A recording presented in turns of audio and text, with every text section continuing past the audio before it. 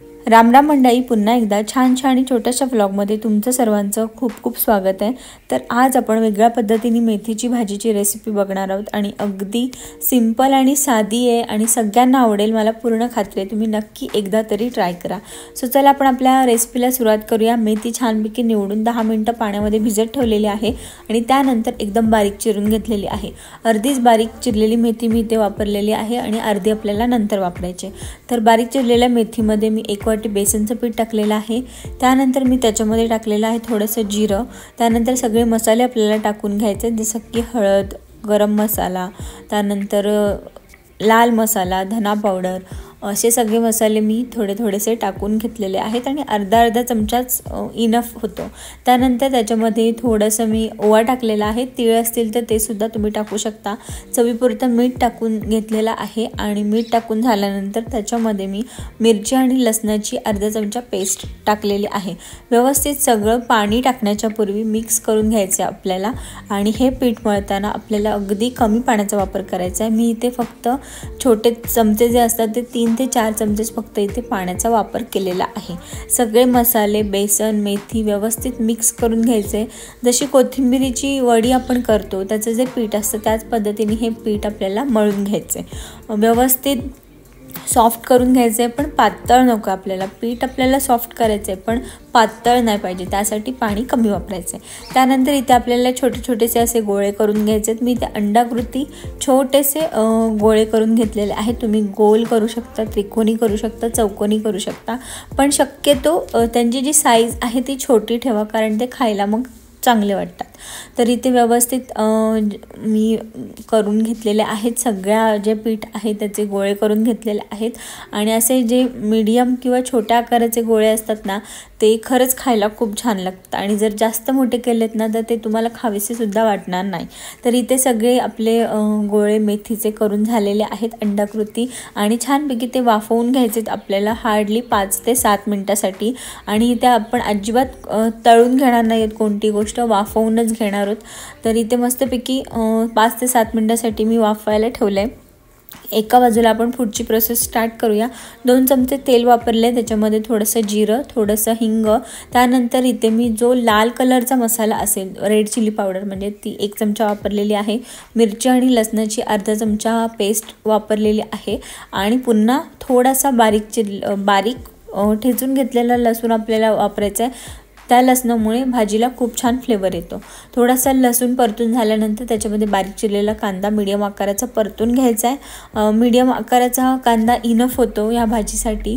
त्यानंतर थोडासा कांद्याला थोडंसं पाणी सुटल्यानंतर आपल्याला त्याच्यामध्ये टोमॅटो टाकून घ्यायचा आहे। तुम्ही टोमॅटो ग्राइंड करून पण घेऊ शकता, म्हणजे पेस्टसुद्धा घेऊ शकता त्याची, किंवा एकदम बारीक चिरून घ्यायचा। तर इथे मी टोमॅटो टाकून घेतलेला आहे। अजून आपण मसाले टाकलेले नाही आहेत।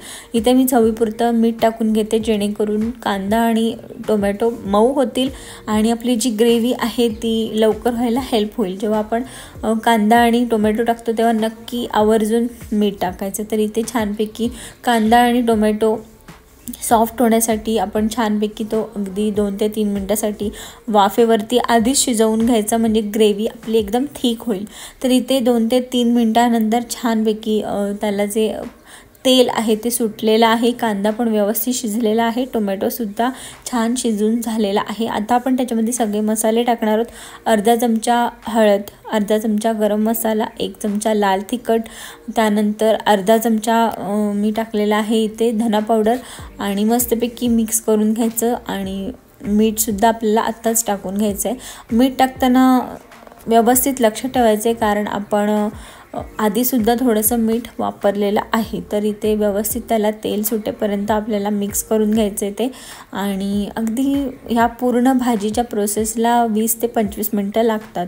आणि इथे मी 1 कप पाणी वापरलेलं आहे आणि पाण्याचा जास्त वापर करू नका, थोडीशी जाडसर ग्रेव्ही ह्या भाजीची खूप छान लागते। म्हणजे अगदी तुम्ही भाकरी, चपाती, भात कशासोबतसुद्धा खाऊ शकता। आणि जर कधी तुमच्याकडे कोण पाहुणे येणार असतील तर पनीर अवेलेबल नसेल तुमच्याकडे, किंवा तुम्ही म्हणजे काही तुम्हाला लक्षात येत नसेल, सुचत नसेल, तर तुम्ही मेथी तर आता सगळीकडेच अवेलेबल असते, तर तुम्ही अशा पद्धतीने मेथीची भाजी करा, पाहुण्यांना सुद्धा आवडेल।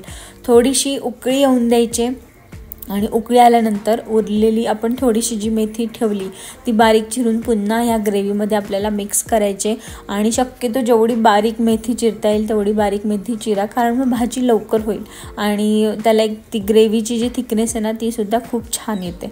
तर मेथी टाकण्याच्या पूर्वी टोमॅटो आणि कांदा व्यवस्थित शिजवून घ्यायचा आपल्याला।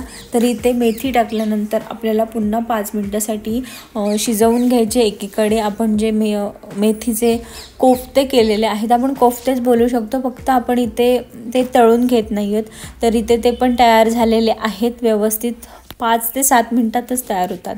तर एकीकडे ते थंड होत ठेवलेले आहेत आणि इथे छानपैकी आपली ग्रेव्ही जी आहे ती अशी जाडसर झालेली आहे।